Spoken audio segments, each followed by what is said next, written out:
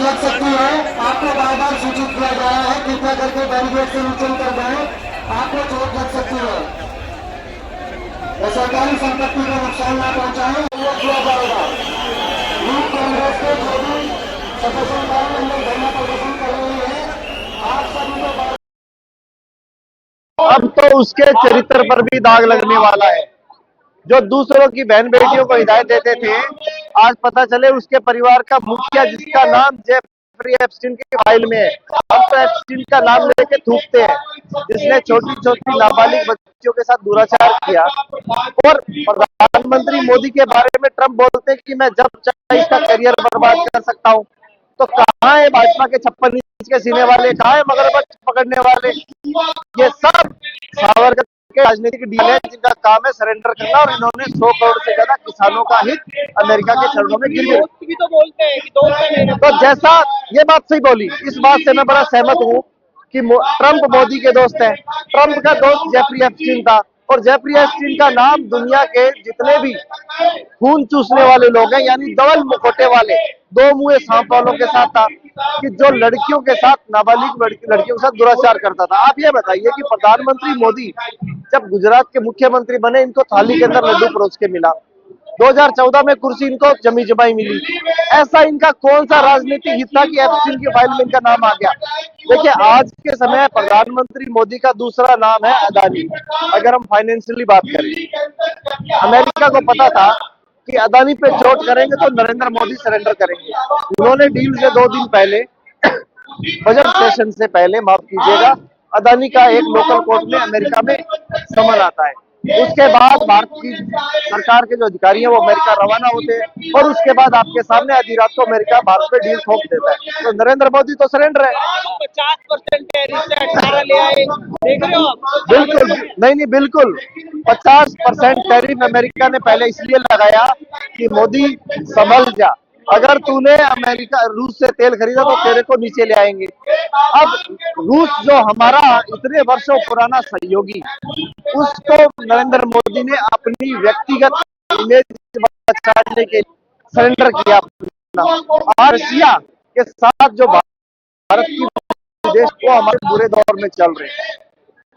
रही बात वेनेजुएला की, वेनेजुएला का तेल है जो अमेरिका ने लूट लिया है, वो बेचने के लिए मार्केट लिए तो उसने बनाई। उसमें पता चला कि सरेंडर मोदी है, ये सबसे आसान निशाना है। इसीलिए नरेंद्र मोदी सरेंडर मोदी। और हमें तो गर्व है कि देश का इकलौता नेता है श्री राहुल गांधी, जिसने देश की जनता को आज से 8 साल पहले बता दिया था कि प्राइम मिनिस्टर मोदी सिर्फ मुखौटा है, असल जो कमान है वो कहीं और से चल रही है। लेकिन वो ये भी तो कह रहे हैं कि किताब लेकर आ जाते हैं, कुछ चाइना प्रेमी हो गए। चाइना को झूला किसने जलाया? नरेंद्र मोदी ने। 60 रुपए किलो वाले आम सहारनपुर की बजाय पाकिस्तान खाने कौन गया? नरेंद्र मोदी गया। जनरल नरवाने की किताब सिर्फ किताब नहीं है, जनरल नरवाने की जो किताब है उसके एक एक पेज पर इन भाजपाओं का, इन संघियों का, इन सावरकर प्रेमियों का और अंग्रेजों के लिए जासूसी करने वालों, राजनीतिक डीएनए वालों का एक एक कच्चा छीटा है। कि नरवाने साहब ने वो सब घटनाओं का जिक्र किया कि जब चाइना की सेना भारत की सीमा में प्रवेश कर रही थी, राजनाथ सिंह जी, खेद मंत्री खामोश, प्रधानमंत्री मोदी पता नहीं किससे बात कर रहे थे, शायद उनके भी आका कहीं ना कहीं चीन के अंदर या अमेरिका बैठे होंगे। तो ये किताब को रोकने की साजिश है। और रही बात राहुल गांधी जी ने, ऑनलाइन उन्होंने एक मैगजीन का उदाहरण लिया था और उसी को कोट करना चाहते थे, लेकिन जो भाजपाई सीआर है, हम इनको सीआर बोलेंगे, जो संसद में बैठे हैं, इनके अंदर देशभक्ति नहीं है, ये सब गिदड़ है। FIR होगी, जेल जाना पड़ेगा। अरे ऐसी FIR तो बहुत चलती। जब कांग्रेस पार्टी अंग्रेजों से नहीं डरी, तो ये तो अंग्रेजों के नौकर है, इनसे क्या डरना है? और राहुल गांधी तो इकलौते बब्बर शेर है जो ऐसे देश में लड़ रहे। किताब तो मार्केट में आएगी। राहुल गांधी जी ने जो किताब का उदाहरण दिया था वो ऑनलाइन मैगजीन का था, अभी दिल्ली पुलिस जांच कर रही है, वो सामने आ जाएगा। पर एक और मैं बता दूं आपको कि भारतीय जनता पार्टी के आज मंत्रिमंडल में भी बहुत सारे लोग हैं जो कहीं ना कहीं सरकार से नाखुश हैं और वो विपक्ष की सहायता कर रहे हैं। तो भाजपा को अपना घर देखना चाहिए और देश का जनता का ध्यान नहीं भटकेगा। पहला, देश के प्रधानमंत्री का चरित्र क्या है, दूसरा, क्या चरित्र को बचाने के लिए देश के किसानों का अमेरिका के हाथों गिरवी रखा है, ये देश की जनता जवाब चाहती है। पीएम सुरक्षित भी तो नहीं है। पीएम को खतरा किस चीज से? महिला सांसदों से बिल्डिंग बिठा हाँ, ये बड़ी अच्छी बात कही। दांत काट लेते हो। नहीं नहीं नहीं, देखिए ये ऐसे ऐसे नहीं है कि इनका कुछ नाक कटे, इनकी नाक पहले कट चुकी है। देश का प्रधानमंत्री जिसके पास कोई जवाब नहीं था, ओम बिरला जी को तो मैं बोलता हूँ कि हम तो क्या बोले, एक तो राजस्थान के रहने वाले भोले भाले, उनको पता कर नहीं माले का धनखड़ साहब की तरह उनको चला जाएगा, वो अपनी कुर्सी बचा रहे हैं। प्राइम मिनिस्टर मोदी को ऐसी कोई चीज सोच नहीं रखनी चाहिए। जो महिला सांसद है वो भी इस देश की महिलाएं हैं। देखिए मैं मानता हूँ कि भाजपा हो या आरएसएस, महिलाओं के लिए कोई जगह नहीं है उसमें, पर इसका मतलब ये नहीं कि संसद में सिर्फ पुरुष प्रधान संसद हो, ऐसा बिल्कुल नहीं है। अगर ओम बिरला को ऐसा लगता है तो बताएं, ओम बिरला जी को ये नहीं लगा कि भाजपा शासित उत्तर प्रदेश के अंदर दलितों की बेटियों के साथ बलात्कार होता है, तब ओम बिरला जी को नहीं लगा। ये कौन से ओम बिरला जी है? अमेरिका 50% टैरिफ लगाया था, 80% हो गया। आप क्या दिक्कत है आप लोगों को? जिस 18% की बात कर रहे हो उसी कैपी के अंदर बांग्लादेश और पाकिस्तान भी है, तो क्या ये माना जाए कि भारत को बांग्लादेश और पाकिस्तान के बराबर ले आए? बात टैरिफ की नहीं है, बात है कि 12 लाख करोड़ का व्यापार जिसमें 7 लाख करोड़ भारत का सरप्लस था, आज वो 500 अरब डॉलर का व्यापार खोल रहा है। पीयूष गोयल बोलते हैं दाल चावल चना ये नहीं आएगा, आप ये बताइए नहीं आएगा तो अफ्रीकी कंट्री से दाल इंपोर्ट की जा रही है भारत में, देश के चना वालों को रेट नहीं मिल रहा, सरसों की फसल आने वाली है, सरसों के एमएसपी नहीं मिल रही, और ये भाजपा ही अपने प्रधानमंत्री के चरित्र पे जो दाग लगा है उसको बचाने के लिए अमेरिका की डील कर रहे हैं। और स्टार्स ऑफ डेस्टिनी जो किताब है वो अगर मार्केट में आ गई तो इनको पता है कि इनकी कुर्सी डगमगा जाएगी, और जो कुर्सी के अंदर दीमक है वो ट्रंप नाम की लग चुकी हुई, और जो कुर्सी को धक्का है वो राहुल जी मार देंगे तो इनका साम्राज्य धाराशाही होगा। पर आपको बता दूं कि 2024 के अंदर जो सरकार जो चुनी हुई थी वो चुनी हुई सरकार नहीं है, देश की जनता पर थोपी हुई सरकार है, और भविष्य में अगर कभी अवसर मिला तो 2024 की सरकार अलोकतांत्रिक इतिहास में लिखी जाएगी आने वाले समय में। मोदी जी काम कर रहे हैं, मेहनत कर रहे हैं, आप मोदी जी बहुत काम कर रहे हैं, हमें पता है, जैकेट बदल रहे हैं, कुर्ता पजामा बदल रहे हैं, ऐसे ये जुमले फेंकते हैं। चाहते देश का प्रधानमंत्री नंगे भूखा घूमे? नहीं, वो नौबत नहीं आएगी, क्योंकि कांग्रेस ने देश की बुनियाद इतनी मजबूत कर रखी थी कि नंगा भूखा नहीं घूमेंगे। लेकिन प्रधानमंत्री ने 80 करोड़ लोगों को भीख का कटोरा कमाने का काम किया है, और ये तो वेल सेटल है। अमेरिका जिस तर्ज में बात कर रहा है, मुझे लगता है ना कहीं इनका एम्स्टर्डम में या स्विट्जरलैंड में कहीं ना कहीं खाता होगा, और जिस दिन देश की जनता इनको उतारेगी ये भाग जाएंगे।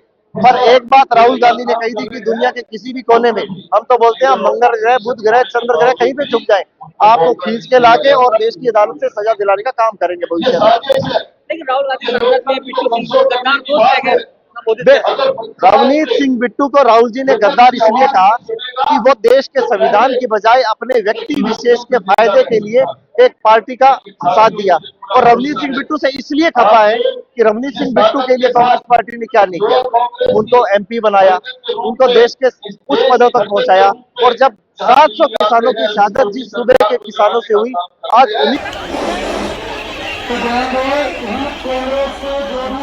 प्रदर्शनकारी हैं, अंदर धरना प्रदर्शन कर रहे हैं। आपके प्रोग्राम की कोई भी परमिशन नहीं थी, आपका जो प्रोग्राम है यह अनलॉफुल दिया जाता है। आपसे अनुरोध है कृपया करके शांतिपूर्वक इस धरने को यहीं पर समाप्त कर दें, अन्यथा आपके साथ उचित बल का प्रयोग किया जाएगा व संबंधित धाराओं में एक्शन लिया जाएगा।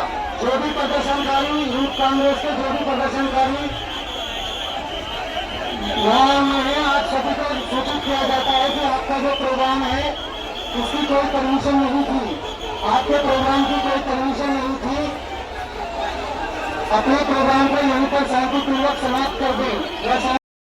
आज देश के अंदर जो मोदी मीडिया है, आज उसने देश का माहौल खराब किया हुआ है। ये माहौल को, और जो राहुल गांधी जी देश का माहौल सुधारना चाहते हैं, उनकी संसद में लोगों की आवाज उठाना चाहते हैं, उनको एक बोल नहीं दिए जाते थे।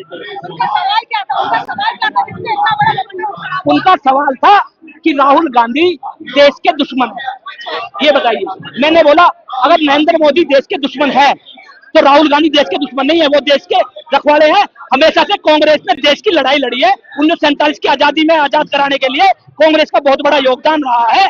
आज राहुल गांधी जिस तरह से संसद के अंदर 140 करोड़ लोगों की जनसंख्या की आवाज उठा रहे हैं, ये आवाज को दबाने का काम कर रहे हैं। ये मोदी मीडिया बोलती है कि आज नरेंद्र मोदी को आपने ऐसे झुकाए हुए ट्रंप के सामने, भैया हमने ट्रंप के सामने नहीं नरेंद्र मोदी को झुकाया, खुद नरेंद्र मोदी ट्रंप के सामने झुके हैं। क्यों झुके हैं? क्योंकि वो 18% टैरिफ दे रहे हैं और 0% ले रहे हैं, तो उनका झुकना ही हुआ। वो स्टीम फाइल जो अपने ये जो है इनके यहाँ पे गए, वहां पे गलबैया की उसको छुपाने के लिए वो आज नरेंद्र मोदी उनके सामने झुके हुए हैं। कल ट्रंप का एक बयान आया, आपने देखा होगा कि जिस दिन मैं चाहूंगा नरेंद्र मोदी को एक्सपोर्ट कर दूंगा और उसकी लोकप्रियता खत्म हो जाएगी। आज पाकिस्तान और हिंदुस्तान का युद्ध ट्रंप रुकवाता है, नरेंद्र मोदी जी की लोकप्रियता कम करने का काम बात करता है, ट्रंप करते हैं। तो इसका मतलब क्या है? वो अगर झुकेंगे नहीं तो क्या खड़े रहेंगे? राहुल गांधी देश के अंदर एक ऐसे सिपाही है, राहुल गांधी हिंदुस्तान के, कि वो देश के 140 करोड़ जनसंख्या के लिए डट के खड़े हैं। ये सवाल पूछते पूछते धक्का मुक्की क्यों हो गई? सवाल देखिए, उन्होंने मेरा कॉलर पकड़ा, उन्होंने मेरा कॉलर, हाँ मेरा कॉलर पकड़ के उन्होंने बोला, भाजपा के गुंडे, बोला आप भाजपा के लिए ऐसे कैसे बोल सकते हैं? आप एक बात बताइए, हम विपक्ष में हैं, हम सत्ता पक्ष अगर कोई गलत काम करेगा तो विपक्ष बोलने का काम करेगा। अगर ये हमारी आवाज मेरा कॉलर पकड़ के दबा देना चाहते हैं तो ऐसा राहुल गांधी का सिपाही कभी नहीं होने देगा। हम राहुल गांधी जी के सिपाही हैं, हम हिंदुस्तान के बॉर्डर पर लड़ने के लिए भी तैयार हैं। 750 किसान, इन्होंने बोला किसानों के लिए कर रहे हैं, अरे 750 किसानों की शहादत बॉर्डर के ऊपर होगी जब आपने किसानों के लिए क्या किया? आज 18% टैरिफ देकर 0% टैरिफ लेके आप किसानों के लिए कर रहे हैं। हिंदुस्तान, जब लाल बहादुर शास्त्री हमारे प्रधानमंत्री थे, हिंदुस्तान के अंदर अनाज की कमी हुई थी, लाल बहादुर शास्त्री ने एक नारा दिया था, जय जवान जय किसान। उस दिन से किसान ने इस देश को पालने का काम किया। मैं किसान परिवार से आता हूँ, मैं किसान परिवार से आता हूँ। किसान ने उस दिन से हिंदुस्तान के अंदर हिंदुस्तान को पालने का काम किया। आज हिंदुस्तान के अनाज पे वो हमें 0% देंगे और हम उन्हें उनके अनाज पे 18% देंगे। ट्रेड डील अभी अमेरिका के साथ हुई है, इलेक्शन फाइल में प्रधानमंत्री का जिक्र होने के बाद सारी डील साइन होते जा रहे हैं, जिसमें भारत के किसान को सीधा सीधा नुकसान दिख रहा है। इन दोनों चीजों का, अगर दोनों केसों का तार जोड़कर बताना चाहेंगे कि ये अचानक से नाम आना, उसके बाद ट्रेड डील पे साइन हो जाना। देखिए, यही तो राहुल गांधी पूछ रहे हैं, ये रिश्ता क्या कहलाता है? नरेंद्र मोदी और ट्रंप का रिश्ता क्या कहलाता है? वो बताने के लिए तैयार नहीं है। वो कहते हैं मेरी मातृशक्ति हिंदुस्तान की आधी आबादी को, जो 3 सांसद हमारी लोकसभा के अंदर गई हुई है, लोगों को चुनने के, लोगों ने चुन के उन्हें भेजा है, वो कहते हैं उनसे मुझे खतरा है। क्या मैं सब लोगों से पूछना चाहता हूँ, जो मातृशक्ति हिंदुस्तान की आधी आबादी है, वो देश को चलाने का काम कर रहे हैं, नरेंद्र मोदी को मारने का काम कर रहे हैं। और ये जो मीडिया अभी आई है, कुछ मीडिया कर्मी जो है कॉलर पकड़ ले रहे हैं, मारधाड़ कर रहे हैं, ये जो मीडिया है, इनको, ये मीडिया किस तरीके की मीडिया? और आपके साथ अभी मारपीट भी हुई है, सिर्फ कॉलर पकड़ा गया? देखिए, मेरा कॉलर पकड़ा गया, मेरे को मार पीटने की कोशिश की गई। इतने में मेरे दोस्त आए, मेरे जो यूथ कांग्रेस साथी है, उन्होंने देखा कि मेरे साथ बदतमीजी हो रही है, तो वो साथ में आके मेरे साथ खड़े हुए हैं, तो मेरी हिम्मत बढ़ी है। हालांकि हम राहुल गांधी के सिपाही हैं, ना ही तो हम पिटने वाले हैं ना मरने वाले हैं। ये हमें मारने की कोशिश कर रहे हैं, नरेंद्र मोदी कहते हैं उन्हें हम मारने की कोशिश कर रहे हैं। हिंदुस्तान की संसद के अंदर 3 सांसद जो चुन के गए हुए हैं, वो उन्हें मारने की कोशिश कर रहे हैं। आज जिस तरह का डील जो साइन हो रही है, बार बार डील जो हर बार साइन होती जा रही है, उनका जो मतलब यही मतलब है कि नरेंद्र मोदी के जो इनकी कोई ऐसी चीज है ट्रंप के पास, जो ट्रंप कल कह रहे हैं कि मैं इनकी लोकप्रियता खत्म कर दूंगा। तो इसलिए मैं आपको सवाल का जवाब दे रहा हूँ, जो डील इसलिए साइन हो रहा है।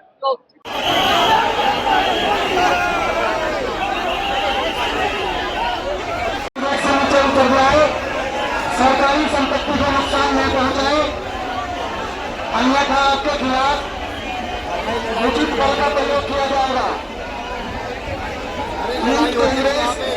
इंडियन यूथ कांग्रेस के जो भी प्रदर्शनकारी अंदर धरना प्रदर्शन कर रहे हैं, आप सभी को सूचित किया जाता है कि आपको करने की कोई परमिशन नहीं थी, उसके बावजूद आप लोगों को अनलॉफुल घोषित किया जाता है।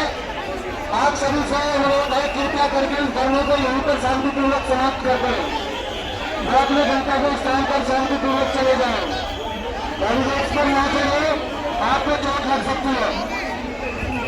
यूथ कांग्रेस के जो भी प्रदर्शनकारी बैरिकेड्स पर चल रहे हैं, आप सभी को सूचित किया जाता है कि बैरिकेड्स पर न चढ़े, सरकारी संपत्ति को नुकसान न पहुंचाएं, अन्यथा आपके खिलाफ उचित बल का प्रयोग किया जाएगा। आपका धरना है घोषित किया जाता है। जो भी प्रदर्शनकारी बैरिकेड्स पर चढ़े हैं, उनसे अनुरोध है, कृपया करके नीचे उतर जाए और शांतिपूर्वक अपने धरने को यहीं पर समाप्त कर दें। वो अपने गंतव्य स्थान पर शांतिपूर्वक चले जाए, अन्यथा आपके खिलाफ उचित बल का प्रयोग किया जाएगा। बार बार सूचित किया जा रहा है, इंडियन यूथ कांग्रेस के जो भी प्रदर्शनकारी बैरिकेड्स पर चढ़े हैं कृपया करके नीचे उतर जाए, अन्यथा आपके खिलाफ उचित बल का प्रयोग किया जाएगा। सरकारी संपत्ति को नुकसान न पहुंचाए, अपने गंतव्य स्थान पर शांतिपूर्वक चले जाएं। जो भी प्रदर्शनकारी बैरिकेड्स पर चढ़े हैं आप सभी को सूचित किया जाता है पूर्वक अपने गंतव्य स्थान पर चले जाएं। बैरिकेड से नीचे उतर जाएं, सरकारी संपत्ति को नुकसान न पहुंचाएं।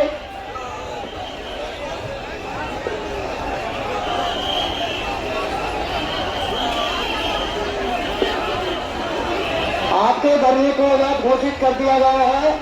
आपसे अनुरोध है कृपया करके शांतिपूर्वक बैरिकेड से नीचे उतर जाएं। वे अपने धरने को यहीं समाप्त कर दें, व गंतव्य स्थान पर शांतिपूर्वक चले जाएं। सरकारी संपत्ति को नुकसान न पहुंचाएं, अन्यथा आपके खिलाफ उचित बल का प्रयोग किया जाएगा व संबंधित धाराओं में मुकदमा दर्ज दिया जाएगा। कृपया करके बैरिकेड से नीचे उतर जाएं।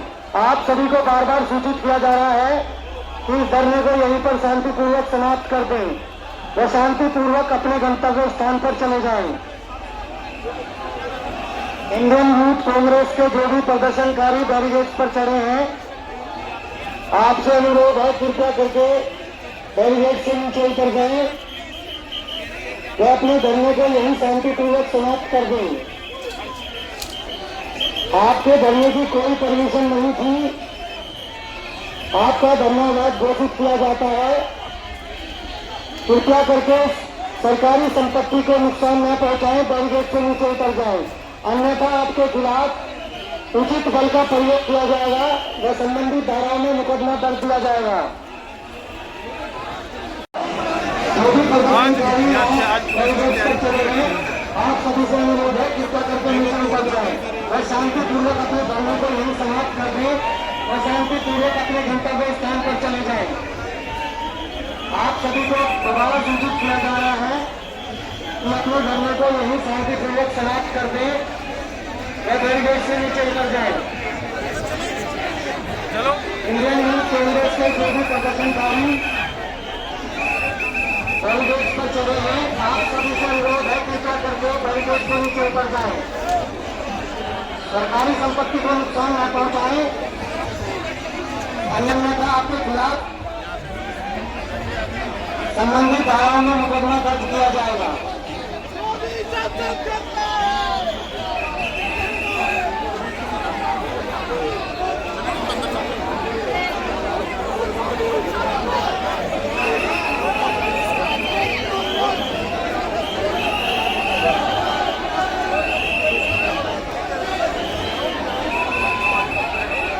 इंडियन यूथ कांग्रेस के जो भी प्रदर्शनकारी बैरिकेड्स पर चढ़े हैं आप सभी को बार बार सूचित किया जा रहा है कृपया करके बैरिकेड से नीचे उतर जाएं।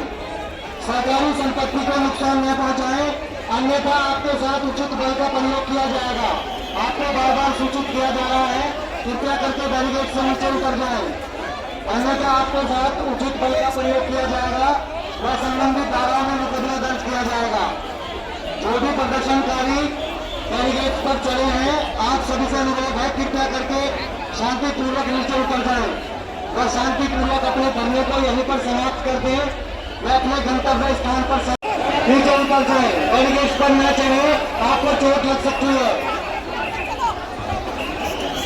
सरकारी संपत्ति को नुकसान न पहुंचाएं, आप सभी से अनुरोध है कृपया करके शांतिपूर्वक नीचे उतर जाएं, अन्यथा आपके खिलाफ उचित बल का प्रयोग किया जाएगा। जो भी प्रदर्शनकारी यहाँ बैरिकेड्स पर चढ़े हुए हैं आपको सूचित